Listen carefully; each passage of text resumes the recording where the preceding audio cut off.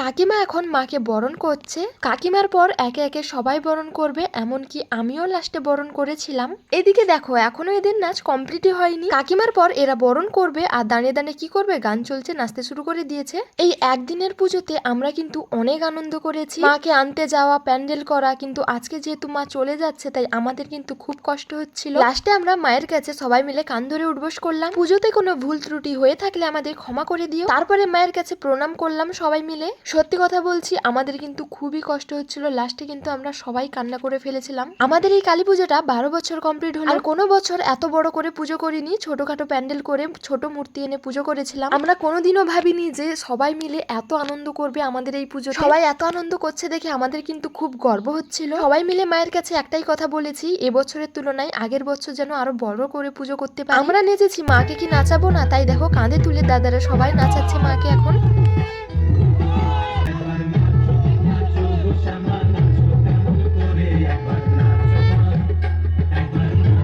এখন মাকে নিয়ে যাওয়া হচ্ছে বিসর্জনের জন্য। এত বছর আমরা পুজো করেছি, মায়ের বিসর্জনের দিন আমাদের কষ্ট হয়েছে কিন্তু আমরা কোনোদিন কাঁদিনি। এই জিনিসটা এই প্রথমবার হলো, শুধু আমরা নয় সবারই চোখে জল ছিল। তো যাই হোক, যেই পুকুরে ভাসানো হবে ওইখানটায় চলে এসছে, এখন সবাই মিলে মাকে ভাসিয়েও দিল।